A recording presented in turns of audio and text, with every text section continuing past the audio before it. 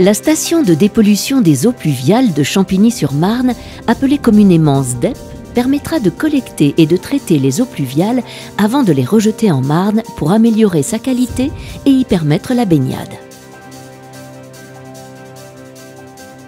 Les travaux sont répartis en 3 endroits de la ville.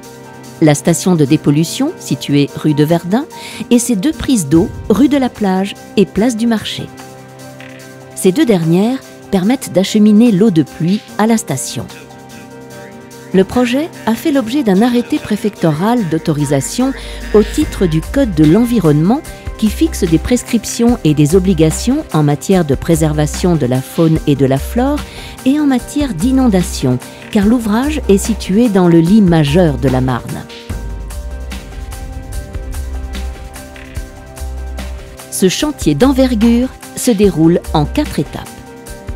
La première consiste à réaliser les travaux de parois moulées de la station, dessinant ses contours extérieurs en forme de bilobe.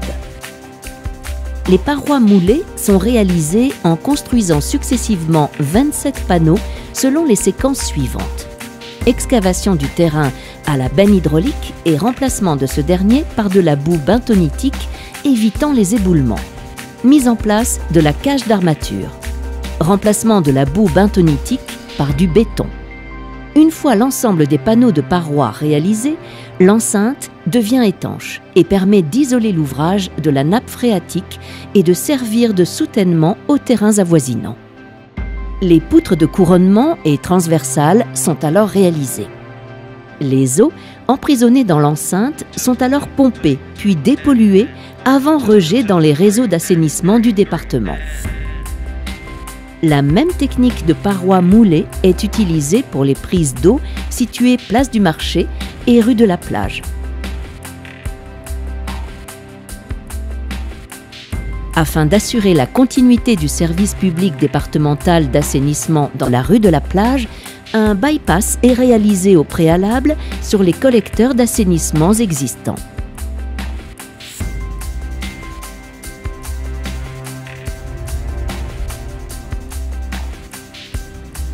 La deuxième étape consiste au tir de micro-tunneliers. Ils permettent la création de canalisations sans ouvrir des tranchées. Ils évitent donc de nombreuses nuisances pour les riverains.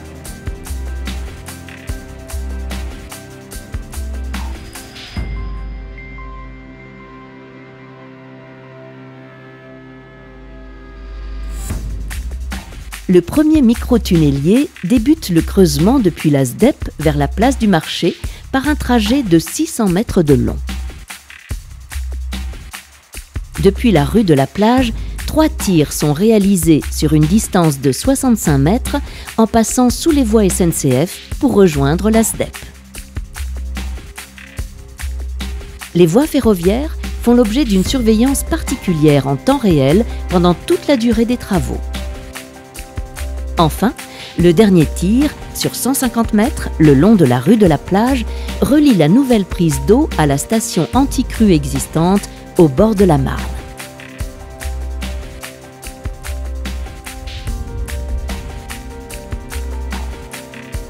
En troisième étape, le terrassement se poursuit. La SDEP étant sur un ancien site de production industrielle, un diagnostic de pollution du sol a été réalisé préalablement afin de déterminer les meilleures filières d'évacuation des terres selon la qualité des déblais. Après le terrassement, les équipes de génie civil réalisent les infrastructures à l'intérieur des ouvrages permettant l'installation des équipements de régulation et de traitement de l'eau. La dalle de couverture ferme alors l'ouvrage enterré.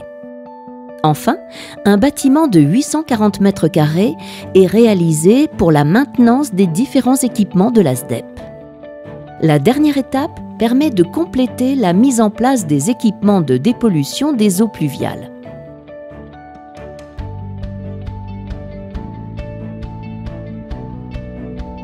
Pour les prises d'eau, tous les ouvrages seront enterrés.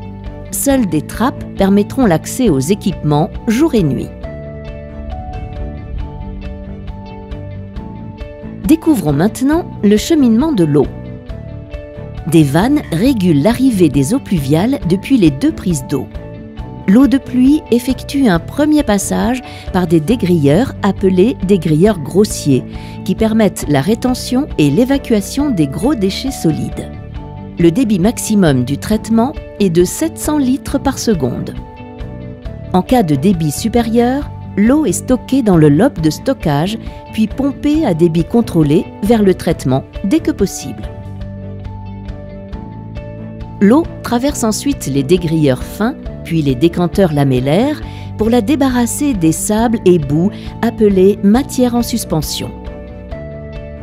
Son traitement ne s'arrête pas là, puisque l'eau passe alors au travers de puissantes lampes UV qui vont éliminer les bactéries. Tout le process de la SDEP est entièrement automatisé et surveillé à distance, jusqu'à ce que l'eau traitée soit finalement rejetée dans le milieu naturel.